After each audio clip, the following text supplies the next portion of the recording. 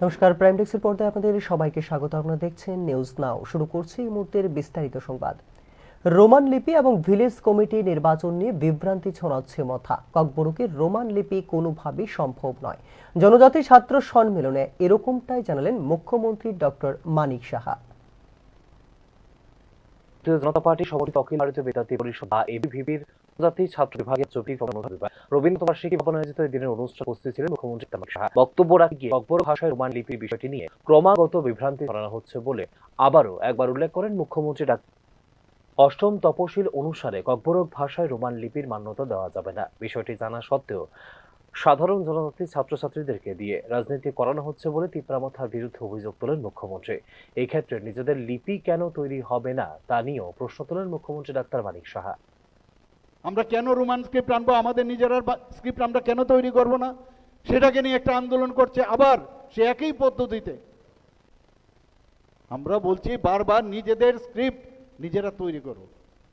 আমরা নিজেদের স্ক্রিপ্ট কেন তৈরি করতে পারবো না? আমার সেই ক্ষমতা নেই? নিশ্চয়ই আমাদের সেই ক্ষমতা আছে। আমরা ইচ্ছে করলে আমরা সেই ক্ষমতার মাধ্যমে আমরা সেটা তৈরি করতে পারি। আমি বলছি না, যেহেতু বহু আগের থেকে এই বিষয়ে স্পষ্ট বক্তব্য এর আগে কোনো মুখ্যমন্ত্রীর ছিল না।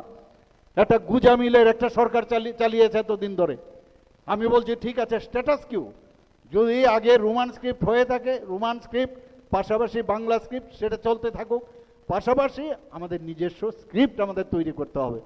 কারণ 8 শিডিউলে কোনো অবস্থায় ফরেন স্ক্রিপ্ট সেটাকে মান্যতা দেয় না। যদি না দেয় তাহলে কেন আপনি স্ক্রিপ্ট তৈরি করবেন? আজকে চাকমারা যদি স্ক্রিপ্ট তৈরি করতে পারে, এটাকে নিয়ে নানা রকম আন্দোলন হচ্ছে। এখানে যারা আমার ছোট ছোট ছেলে মেয়েরা আছেন, ছাত্রছাত্রীরা আছেন, তাদেরকে বলবো, তাদেরকে বোঝানোর জন্য নেক্সট জেনারেশনকে আপনারা কি উত্তর দিবেন যে আমরা ধার করে নিয়ে এসেছি, এই স্ক্রিপ্ট আমরা নিয়ে এসেছি, ভাষার জন্য কোনো সমস্যা নেই। সেই ভাষারকে আবার অন্যভাবে বলছে কি বাংলা মে পড়েগা ক্যা, আরে বাংলার কথা কি বলছে, এটাকেও নানাভাবে চক্রান্ত করছে। নেই, মুখ্যমন্ত্রী ইংলিশ কা বিরোধী। আরে ইংলিশ তো শিখতেই হবে, ইংলিশের সাথে সমস্যা নেই। আমরা বলছি ককবরকের স্ক্রিপ্ট, সেই স্ক্রিপ্ট আমাদের নিজস্ব, আমাদের ইন্ডিজিনাস হতে হবে। যদি দেবনাগরীতে আপনারা অ্যাকসেপ্ট না করেন তাহলে আপনারা কিন্তু মানতে রাজি নয়। এটাকে নিয়ে রাজনীতি হচ্ছে। তার জন্য এখানে যারা আমার ছোট ছোট ছেলে মেয়েরা আছেন, ছাত্রছাত্রীরা, তাদেরকে আমি বলবো আপনারা এর বিরুদ্ধে। আসন্ন এডিসি নির্বাচনের সঙ্গে ভিলেজ কমিটি নির্বাচন নিয়ে সুপ্রিম কোর্টের পর্যবেক্ষণের বিষয়টি নিয়েও সাধারণ জনজাতি সমাজে বিভ্রান্তি ছড়ানো হয়েছে বলে এদিন জানিয়েছেন মুখ্যমন্ত্রী ডাক্তার মানিক সাহা। এডিসি নির্বাচনের সঙ্গে ভিলেজ কমিটি নির্বাচন করা যাবে কিনা এই মর্মে রাজ্য সরকারের কাছে জানতে চেয়েছে দেশের সর্বোচ্চ আদালত। অথচ এই বিষয়টিকে সুপ্রিম কোর্টের নির্দেশিকা হিসেবে প্রচার করে চলেছে মথা নেতৃত্ব। এতদিন ভিলেজ কমিটি নির্বাচন করা যায়নি তিপ্রামথার জন্যই বলেও এদিন উল্লেখ করেন মুখ্যমন্ত্রী ডাক্তার মানিক সাহা। জিতে গেছেন, খুব ভালো, সুপ্রিম কোর্টে জিতে যান, আমরাও খুশি, নো প্রবলেম। আমরা বিসি ইলেকশন করতে রাজি আছি, বিসি ইলেকশন করুন, এডিসি ইলেকশন করুন, কিন্তু কিচ্ছু না, সেটাকেও ভুল বোঝানোর জন্য বিসি ইলেকশন জিতে গেছি আনন্দ করো, উৎসাহ করো। যখন রেজাল্ট, যে ভার্ডিক্টটা বেরোলো, সেখানে কি বলা হয়েছে যে 26 তারিখ ফিক্সড হয়েছে। সেখানে বলছে যে বিসি ইলেকশন আর এডিসি ইলেকশন একসাথে করা যাবে কি না। আমরা তার উত্তর দেব, এফিডেভিট করে তার উত্তর দেব। তো ইচ্ছে করে নানাভাবে এডিসির ইলেকশন আমরা সময় মতো করব, কিন্তু বিসি ইলেকশন আমাদের সমস্যা নেই। বিসি ইলেকশন তো আপনাদের কারণেই হয়নি। তো এই যে টোটাল একটা পরিবেশ সৃষ্টি করেছে জনজাতি গোষ্ঠীর মধ্যে, তার জন্য আপনাদের একটা বিরাট দায়িত্ব থাকবে। কারণ কালকেও আমি দেখেছি বেশি লোক ছিল না, মানববন্ধন করেছে স্ক্রিপ্টের জন্য, বেশি লোক ছিল না। এই আপনাদের বয়সী ছেলে মেয়েদের ভুল বুঝিয়ে তাদেরকে লাইনে দাঁড় করিয়ে দেয়। এই যে নকশালরা যে কাজটা করেছে, বোমা মারত, leave the schools and colleges, without people's army peoples have nothing, political strength grows from a barrel of a gun, এইসবই তো করতো। এরপরে মাঝখানে আবার কি করলো, কমিউনিস্টদের সময়ে টেররিস্টের আবার সৃষ্টি করা জনজাতি গোষ্ঠীরই। তখন তাদেরকে যে ভুলগুলো ওরা করেছে আমাদের, সেগুলো তাদেরকে আমরা কিন্তু স্ট্রিম লাইনে এনেছি। যতগুলো ভুল আজকে এইভাবে একের পর এক তারা এই ভুলগুলো করেছে, এবং তার ভিতরে একটা চক্রান্ত নিশ্চিত আছে, আমি বলতে পারি। ককবরকে রোমান লিপির পরিবর্তে নিজস্ব কোনো লিপি তৈরি করার বিষয়টি নিয়ে সাধারণ জনজাতি ছাত্র সমাজে সচেতনতা গড়ে তোলার জন্য অখিল ভারতীয় বিদ্যার্থী পরিষদকে সক্রিয় ভূমিকা রাখার আহ্বান জানিয়েছেন মুখ্যমন্ত্রী ডাক্তার মানিক সাহা। শুধু তাই নয়, বিশ্রামগঞ্জে রাজ্য সরকারের জমিতে পঞ্চায়েত গড়ে তোলার ক্ষেত্রে এডিসি জমি দখল করার যে বিভ্রান্তি ছড়ানো হয়েছে তারও তীব্র সমালোচনা করেছেন মুখ্যমন্ত্রী ডাক্তার মানিক সাহা। এই ধরনের কার্যকলাপের মধ্য দিয়ে জনজাতি সমাজে বিভ্রান্তি তৈরি করে ভোট বাক্সের রাজনীতি করা হচ্ছে বলেও এদিন অভিযোগ করেন মুখ্যমন্ত্রী doctor Manik Saha. Bureau report, news now. নতুন রাজনৈতিক অধ্যায়ের সূচনা করতে মঙ্গলবার অর্থাৎ 17 ফেব্রুয়ারি প্রধানমন্ত্রী হিসাবে শপথ নিতে যাচ্ছেন বিএনপি চেয়ারম্যান তারেক রহমান। শপথ গ্রহণ অনুষ্ঠানে আমন্ত্রণ জানানো হয়েছে ভারতের প্রধানমন্ত্রী নরেন্দ্র মোদীকেও। তারেক রহমানের শপথকে ঘিরে আঞ্চলিক কূটনীতি, সার্ক পুনরুজ্জীবনের উদ্যোগ এবং ভারসাম্যপূর্ণ পররাষ্ট্রনীতির বার্তা ইতিমধ্যে উঠে এসেছে আলোচনার কেন্দ্রে। বাংলাদেশের রাজনৈতিক ইতিহাসে নতুন অধ্যায়ের সূচনা হতে যাচ্ছে আগামী মঙ্গলবার অর্থাৎ 17 ফেব্রুয়ারি। বাংলাদেশ জাতীয়তাবাদী দলের চেয়ারম্যান তারেক রহমান দেশের নতুন প্রধানমন্ত্রী হিসেবে শপথ নেবেন ওই দিন। সাধারণ নির্বাচনে জয়ের পর প্রথমবারের মতো গণমাধ্যমের সামনে এসে ভবিষ্যৎ সরকারের নীতিগত অধিকার, পররাষ্ট্র কৌশল এবং আইন শৃঙ্খলার পরিস্থিতি নিয়ে স্পষ্ট বার্তা দিয়েছেন তিনি। শপথ গ্রহণ অনুষ্ঠানকে ঘিরে ইতিমধ্যেই কূটনৈতিক মহলে শুরু হয়েছে তৎপরতা। ভারতের প্রধানমন্ত্রী নরেন্দ্র মোদী সহ একাধিক রাষ্ট্র ও সরকারের প্রধানকে জানানো হয়েছে আমন্ত্রণ। তবে প্রধানমন্ত্রী নরেন্দ্র মোদীর পরিবর্তে লোকসভার স্পিকার ওম বিড়লা অনুষ্ঠানে ভারতের প্রতিনিধিত্ব করবেন বলে জানিয়েছে নয়াদিল্লি। তাঁর সঙ্গে থাকবেন ভারতের পররাষ্ট্র সচিব বিক্রম মিশ্রে। 17 ফেব্রুয়ারি মুম্বাইয়ে ফ্রান্সের রাষ্ট্রপতি ইমানুয়েল ম্যাক্রোর সঙ্গে পূর্ব নির্ধারিত দ্বিপাক্ষিক বৈঠক থাকায় মোদির ঢাকা সফর সম্ভব হচ্ছে না বলে জানিয়েছে ভারতের পররাষ্ট্র মন্ত্রণালয়। এছাড়া সার্কভুক্ত দেশগুলির অধিকাংশ নেতাকে আমন্ত্রণ জানিয়েছে বাংলাদেশ। পাশাপাশি চীন, মালয়েশিয়া, সৌদি আরব ও তুরস্কের মতো বাংলাদেশের ঘনিষ্ঠ অংশীদার দেশগুলির শীর্ষ নেতৃত্বকেও জানানো হয়েছে আমন্ত্রণ। ঐতিহ্যগত রাষ্ট্রপতি ভবনের পরিবর্তে ঢাকার জাতীয় সংসদ কমপ্লেক্সের দক্ষিণ প্লাজায় অনুষ্ঠিত হবে এবারের শপথ গ্রহণ অনুষ্ঠান। রাজনৈতিক বিশ্লেষকদের মতে এটি জনগণের প্রতিনিধিত্বমূলক প্রতিষ্ঠানকে সামনে রেখে বহন করছে ক্ষমতা গ্রহণের এক প্রতীকী বার্তা। দক্ষিণ এশীয় আঞ্চলিক সহযোগিতা সংস্থা বা সার্ক প্রতিষ্ঠায় অগ্রণী ভূমিকা পালন করেছিল বাংলাদেশ। তাঁর বাবা প্রাক্তন রাষ্ট্রপতি জিয়াউর রহমানের উদ্যোগে সূচনা হয় এই আঞ্চলিক জোটের। নতুন সরকার গঠনের পর সদস্য রাষ্ট্রগুলির সঙ্গে আলোচনা করে সার্ককে পুনরুজ্জীবিত করার চেষ্টা করা হবে বলে জানিয়েছেন তারেক রহমান।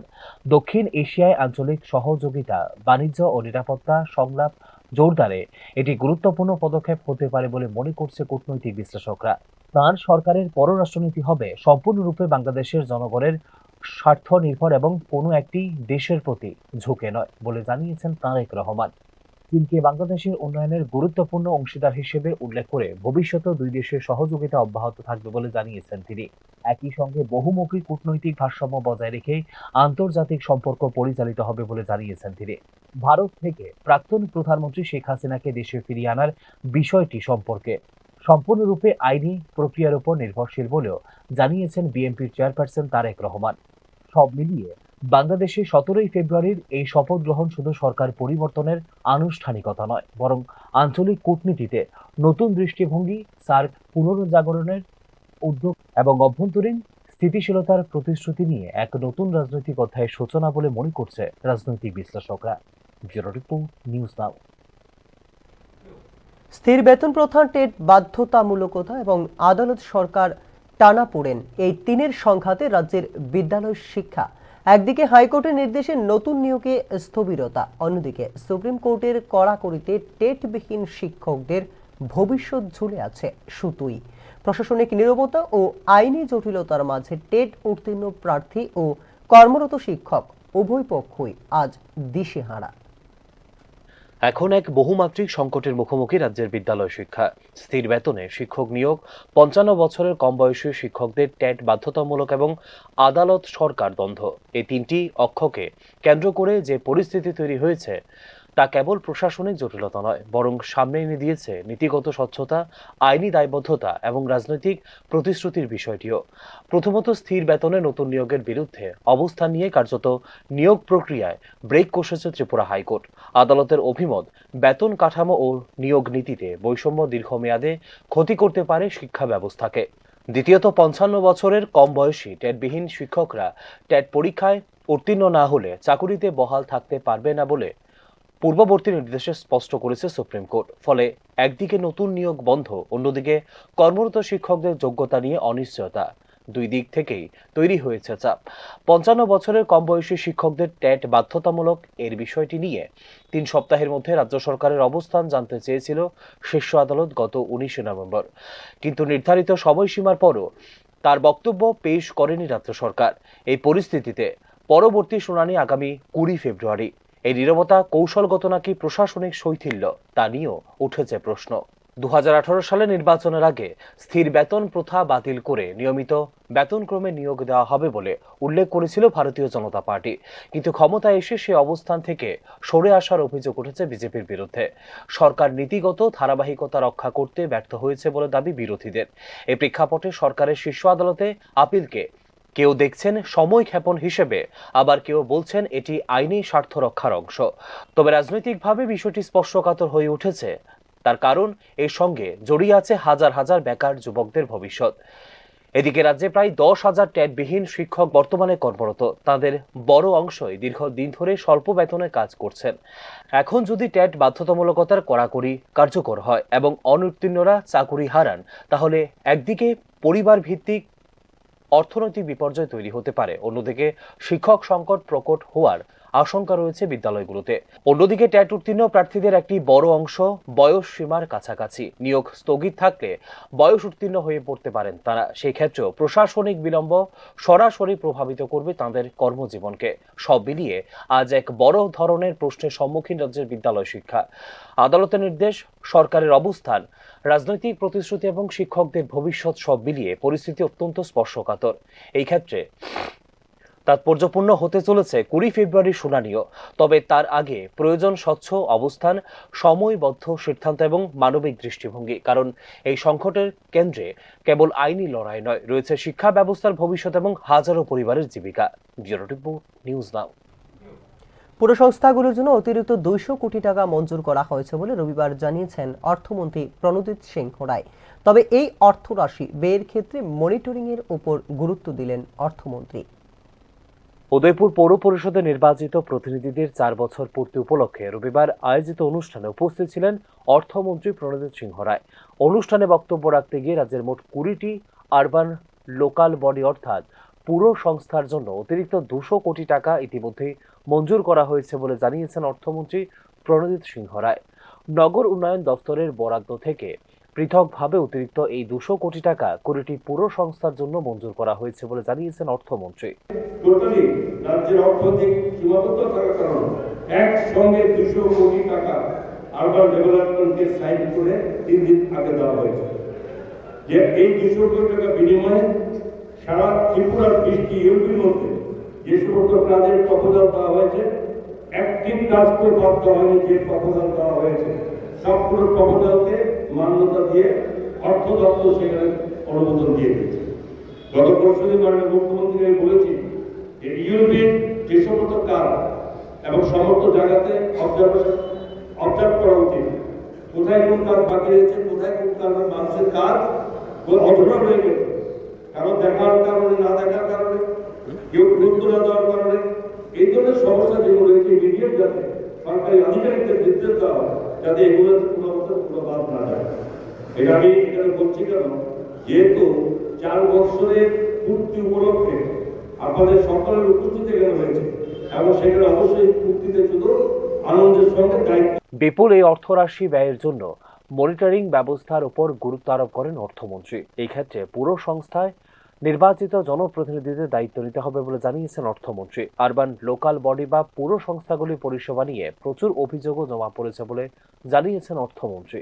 টোটালি রাজ্যের অর্থনৈতিক সীমাবদ্ধ থাকার কারণে একসঙ্গে 200 কোটি টাকা আরবান ডেভেলপমেন্টকে সাইন করে 3 দিন আগে দেওয়া হয়েছে। যে এই 200 কোটি টাকা বিনিময়ে সারা ত্রিপুরার 20টি ইউপির মধ্যে যে সমস্ত কাজের প্রপোজাল দেওয়া হয়েছে, একটি কাজ করে বাদ দেওয়া হয়নি। যে প্রপোজাল দেওয়া হয়েছে সবগুলো প্রপোজালকে মান্যতা দিয়ে অর্থ দপ্তর সেখানে অনুমোদন দিয়ে দিয়েছে। গত পরশুদিন মাননীয় মুখ্যমন্ত্রী আমি বলেছি যে ইউপির যে সমস্ত কাজ এবং সমস্ত জায়গাতে অবজার্ভ করা উচিত, কোথায় কোন কাজ বাকি রয়েছে, কোথায় কোন কাজ মানুষের কাজ অধরা রয়ে গেছে, কারণ দেখার কারণে, না দেখার কারণে, কেউ গুরুত্ব না দেওয়ার কারণে, এই ধরনের সমস্যা যেগুলো রয়েছে ইমিডিয়েট যাতে সরকারি আধিকারিকদের নির্দেশ দেওয়া হয় যাতে এগুলো কোনো অবস্থা পুরো বাদ না যায়। এটা আমি এখানে বলছি কেন, যেহেতু 4 বছরের পূর্তি উপলক্ষে আপনাদের সকলের উপস্থিতি এখানে হয়েছে এবং সেখানে অবশ্যই পূর্তিতে শুধু আনন্দের সঙ্গে দায়িত্ব। নগর স্থানীয় সংস্থা বা ইউএলবি গুলির জন্য $100 মিলিয়ন ত্রিপুরার নগর ও পর্যটন উন্নয়ন প্রকল্প বা TUTDP এর মাধ্যমে জল সরবরাহ বৃদ্ধি, 55 কিলোমিটার ড্রেন নির্মাণ এবং 12টি শহরে 21 কিলোমিটার রাস্তা উন্নত করার সিদ্ধান্ত নিয়েছে রাজ্য সরকার। এশীয় উন্নয়ন ব্যাংক ADB দ্বারা সমর্থিত এইসব প্রকল্পগুলির লক্ষ্য হল অবকাঠামো এবং টেকসই উন্নয়ন। অমরপুর, আমবাসা, বিলোনিয়া, বিশ্রামগঞ্জ, ধর্মনগর, কৈলাসহর, খোয়াই, কুমারঘাট, মেলাঘর, মোহনপুর, রানীর বাজার এবং উদয়পুর এই 12টি পুর এলাকার অবকাঠামো উন্নয়নে দেওয়া হচ্ছে বিশেষ গুরুত্ব। Bureau report, news now. চাকুরির প্রথম দিন থেকে নিয়মিত বেতনক্রম দেবার উচ্চ আদালতের রায়ের বিরুদ্ধে সর্বোচ্চ আদালতে যে স্পেশাল লিভ পিটিশন দাখিল করেছে রাজ্য সরকার, তা অবিলম্বে প্রত্যাহার করার দাবি জানিয়েছে এসএসসি টিচার্স অ্যাসোসিয়েশন। রবিবার আয়োজিত সাংবাদিক সম্মেলনে এই বিষয়ে জানাতে গিয়ে কর্মরত অবস্থায় মৃত শিক্ষক শিক্ষিকাদের পরিবারে ডাইন হার্নেস চাকুরি শিক্ষক কর্মচারীদের বেতন প্রতি মাসের 1 তারিখ নিশ্চিত করা, রাজ্যের বিদ্যালয়গুলোতে শিক্ষক সংকট দূরীকরণে দ্রুত পদক্ষেপ নেবার দাবিও জানিয়েছে সংগঠন। দাবি পূরণ না হলে আগামী দিনে বৃহত্তর আন্দোলন সংগঠিত করার হুঁশিয়ারিও দিয়েছে এসএসসি টিচার্স অ্যাসোসিয়েশন। সুপ্রিম কোর্টের দায়ের করা এসএলপি প্রত্যাহার করে হাইকোর্টের রায় দ্রুত কার্যকর করে শিক্ষক শিক্ষিকাদের নিয়মিতকরণ করা হোক। দ্বিতীয়ত, অবসরপ্রাপ্ত শিক্ষক শিক্ষিকাদের পেনশনের আয়ত্তায় আনা হোক। তৃতীয়ত, কর্মরত অবস্থায় মৃত শিক্ষক শিক্ষিকার পরিবারকে নিয়মিত কর্মচারীদের মতো আর্থিক সহায়তা এবং ডাইনামিক্স সুবিধা প্রদান করা হোক। চতুর্থত, শিক্ষক শিক্ষিকাদের বেতন প্রতি মাসের 1 তারিখে নিয়মিত প্রদান নিশ্চিত করা হোক। পঞ্চমত, রাজ্যের শিক্ষক সংকট দূরীকরণে প্রয়োজনীয় উদ্যোগ যাতে দপ্তর গ্রহণ করে। উল্লেখ্য, এই বেতনের সময়মতো প্রদানের দাবিতে আগামী 21শে ফেব্রুয়ারি তারিখে রাজ্যের সকল বিদ্যালয় পরিদর্শকের নিকট একযোগে ডেপুটেশন প্রদান করতে যাব আমাদের এই সংগঠন। শিক্ষক সমাজ আশা করে রাজ্য সরকার মানবিক দৃষ্টিভঙ্গি নিয়ে এই বিষয়গুলি দ্রুত সমাধান করবে, অন্যথায় আমরা ত্রিপুরা এসএসসি টিচার্স অ্যাসোসিয়েশন অন্যথায় বৃহত্তম আন্দোলনে যেতে শিক্ষক শিক্ষিকারা বাধ্য হবেন। দ্রুত নগরায়নের চাপে এক নীরব পরিবেশ সংকটের মুখোমুখি রাজধানী আগরতলা। বেআইনিভাবে পুকুর ভরাটের অভিযোগ ক্রমশ জোরালো হচ্ছে শহরের বিভিন্ন প্রান্তে, আর তার সঙ্গে উঠেছে প্রশাসনিক নজরদারির কার্যকারিতা নিয়ে প্রশ্ন। রাজধানী আগরতলায় গত কয়েক বছরে দ্রুত নগরায়নের সঙ্গে পাল্লা দিয়ে বেড়েছে জলাশয় ভরাটের অভিযোগ। ছোট বড় পুকুর মাটি ও নির্মাণ বর্জ্য ফেলে ভরাট করা হচ্ছে বিভিন্ন ওয়ার্ডে। প্রশাসনিক নজরদারির ঘাটতি এবং আইনি প্রয়োগে শৈথিল্যের সুযোগে এই প্রবণতা বেড়েছে বলে মনে করছেন পরিবেশ বিজ্ঞানীরা। নগর পরিকল্পনাবিদদের মতে আবাসন ও বাণিজ্যিক প্রকল্পের চাহিদা দ্রুত বেড়েছে আগরতলায়। সীমিত খালি জমির বাজারে জলাশয় সংলগ্ন জমি তুলনামূলক সস্তা ও সহজলভ্য হওয়ায় প্রথম লক্ষ্যবস্তু হচ্ছে সেগুলোই। শহর ও উপকণ্ঠ মিলিয়ে একাধিক প্রাচীন পুকুর আংশিক বা সম্পূর্ণ ভরাট হয়েছে গত 1 দশকে। যদিও সরকারি পূর্ণাঙ্গ তালিকা প্রকাশ্যে নেই, তবুও জোরদারে হচ্ছে ওয়ার্ড ভিত্তিক সমীক্ষার দাবি। পুকুরটা ছিল এখানে প্রায় 1 কানির মতো পুকুরটা ছিল, দিন দিন যাবত দেখছে অল্প অল্প করে ভরতাছে, আমরা অনেক খোঁজ খবর নিয়েছি, যখন গাড়ির জায়গায় গাড়ি আসে কিন্তু লোক আসে না, রাত্রেবেলা ট্রিপার দিয়ে আস্তে আস্তে আস্তে আস্তে ভরাট করতেছে। এরপর এখন তো হচ্ছে বিল্ডিং উঠাইতেছে, অনেক খোঁজ খবর করছি, শুধু কাজের লোকটি পাওয়া যায়, হ্যাঁ, প্রকৃত মালিককে ওইটা পাওয়া যায় না। এরপরে যখন একটা ছাদ দিচ্ছে তখন কোথাও হচ্ছে যে প্রতিহিংসা তৈরি হয়েছে, কিন্তু এখন দিয়ে দোতলারও ছাদ দিতেছে। এরপর আমরা একটু শক্তভাবে চিন্তা ভাবনা করলাম অত্র এলাকার সবাই নিয়ে, যে এই পুকুরটা অত্র এলাকার মধ্যে আর দ্বিতীয় কোনো পুকুরও নাই রুট সাইডে।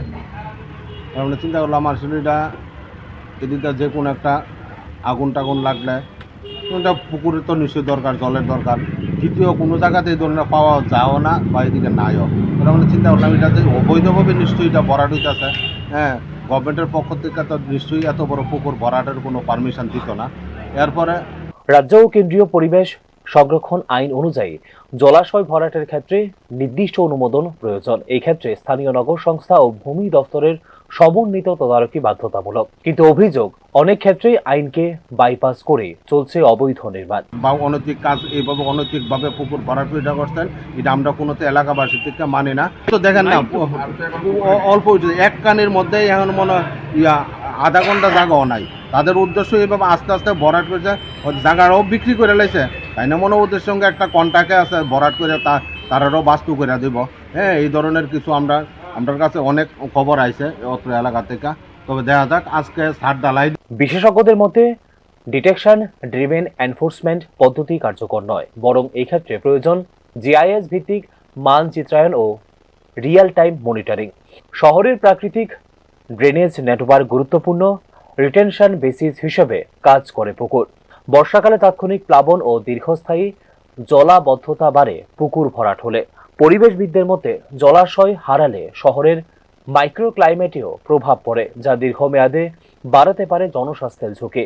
প্রশাসন আনুষ্ঠানিকভাবে বেআইনি ভরাটের বিরুদ্ধে জিরো টলারেন্স নীতি নেওয়ার কথা জানালেও এই ক্ষেত্রে প্রশ্ন থেকেই যাচ্ছে এর বাস্তব প্রয়োগ নিয়ে। শহরের সব জলাশয়ের ডিজিটাল তালিকা ও ইউনিক আইডি প্রদান, স্যাটেলাইট ইমেজ ও ড্রোন জরিপের মাধ্যমে পর্যবেক্ষণ, অবৈধ জলাশয় ভরাটে জড়িতদের বিরুদ্ধে দৃষ্টান্তমূলক জরিমানা ও ফৌজদারি মামলা এখন সময়ের দাবি বলে মনে করছে পরিবেশবিদরা। বিশেষজ্ঞদের মতে পরিকল্পিত নগরায়ন ও পরিবেশ সংরক্ষণের মধ্যে ভারসাম্য রক্ষা না করলে আগরতলার মতো দ্রুত বর্ধনশীল শহরে বহুগুণে বাড়বে অবকাঠামোগত চাপ। সমন্বিত নগর নীতি, কঠোর নজরদারি ও নাগরিক সচেতনতা, এই তিনের সমন্বয়ে সম্ভব হবে কথিত স্মার্ট সিটির পরিবেশগত ভারসাম্য রক্ষা করা। ব্যুরো রিপোর্ট, নিউজ নাও।